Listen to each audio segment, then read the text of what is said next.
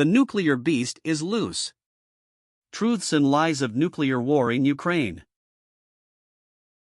First, we have to analyze the climate issues. The cold season lasts for 3.8 months, from November 18 to March 12, with an average daily maximum temperature below 4 degrees Celsius. The coldest month of the year in Kyiv is January, with a high of -6 degrees Celsius and a low of -1 degree Celsius on average. In view of the above, we can see the general frio opens a small gap of time for the advance of troops, whether Ukrainian or Russian. Conquered regions must be consolidated before winter, which limits the deadline for conquests to the second week of November. Now let's stop for a moment and take the opportunity to subscribe to the channel, so you can follow all the events closely and give your thumbs up.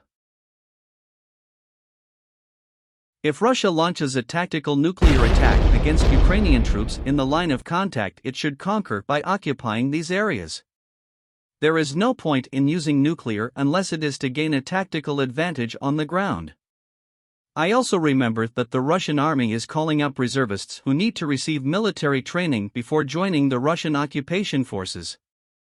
Another maneuver that could be used would be the feint, which is a maneuver that aims to deceive the enemy about the location of the combat effort, forging the true direction of new military offensives. Finally, the show of force as a tactical maneuver aimed at causing despair, chaos and disorganization of enemy lines. This use of a tactical nuclear weapon would make sense in Kyiv, if previously warned, would not bring many initial human losses due to the existence of Soviet-era nuclear shelters, but it would disorganize the government, dismantle Ukrainian command and control, mitigating the damage of radioactivity in Ukrainian regions annexed by Russia due to the distance of the explosions.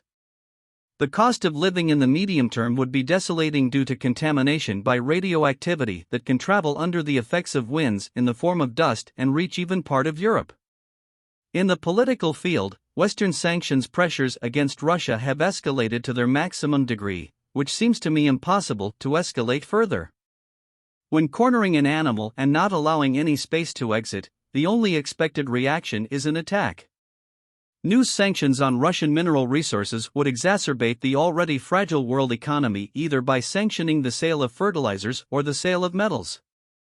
Although a demonstration of nuclear force attack against the Ukrainian government headquarters in Kyiv is militarily probable, if confirmed, it will make it more likely that Russia or other countries with nuclear artifacts will stop using themselves as a means of persuasion and start using active and real way on the battlefields. The nuclear beast must not be unleashed. Unfortunately, it seems that time has made us forget the reasons for not using it, and the world will never be the same if it is used. People will be poorer, as they will live today and will not save or make plans for the future. The beginning we all know, but the end no one will know, where the thirst for revenge leads, what pain and suffering will bring.